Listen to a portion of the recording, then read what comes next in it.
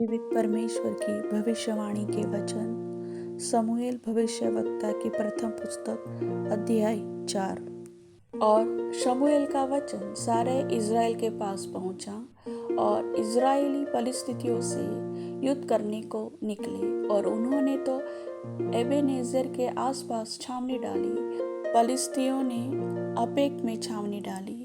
तब फलिस्तियों ने इज़राइल के विरुद्ध पाँति बांधी और जब घमासान युद्ध होने लगा तब इज़राइली फलिस्तियों से हार गए और उन्होंने कोई 4000 इज़राइली सेना के पुरुषों को मैदान में मार ही डाला।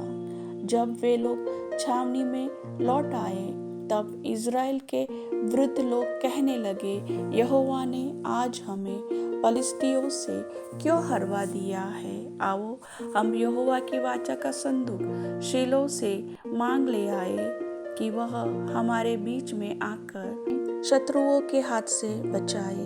तब उन लोगों ने शीलो में भेजकर वहां से करूबों के ऊपर विराजने वाले सेनाओं के यहोवा की वाचा का संदूक मंगा लिया और परमेश्वर की वाचा के संदूक के साथ एली के दोनों पुत्र होप्नी और पिनहास भी वहां थे। जब यहोवा की वाचा का संदूक छावनी में पहुंचा तब सारे इज़राइली इतने बल से ललकार उठे कि भूमि गूंज उठी। इस ललकार का शब्द सुनकर फलिस्तियों ने पूछा, यो की छावनी में ऐसी बड़ी ललकार का क्या कारण है? तब उन्होंने जान लिया कि यहोवा का संदूक छावनी में आया है। फलिस्ती डर कर कहने लगे, उस छावनी में परमेश्वर आ गया है। फिर उन्होंने कहा, हाय, हम पर ऐसी बात पहले नहीं हुई थी। हाय, ऐसे महाप्रतापी देवताओं के हाथ से हमको कौन बचाएगा? ये तो वे ही देवता है जिन्होंने मिस्रियों पर जंगल में सब प्रकार की विपत्तियां डाली थी। हे फलिस्तियों, तुम हियाव बांधो और पुरुषार्थ जगाओ।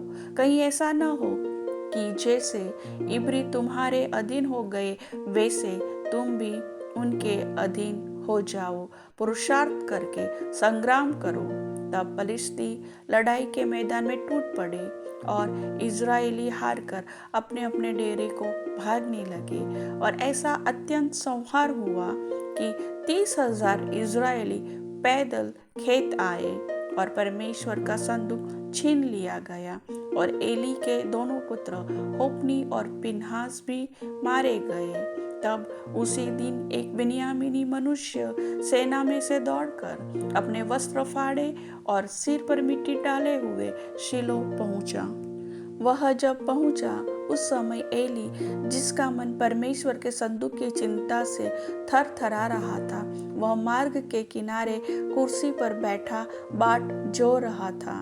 और जैसे ही उस मनुष्य ने नगर में पहुंचकर वह समाचार दिया, वैसे ही सारा नगर चिल्ला उठा।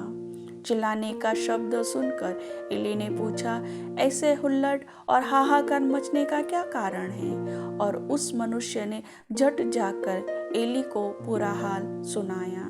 एली तो 98 वर्ष का था और उसकी आंखें धुंधली पड़ गई थी और उसे कुछ सूझता न था। उस मनुष्य ने एली से कहा, मैं वही हूँ जो सेना में से आया हूँ और मैं सेना से आज ही भाग कर आया हूँ। वह बोला, हे मेरे बेटे, क्या समाचार है?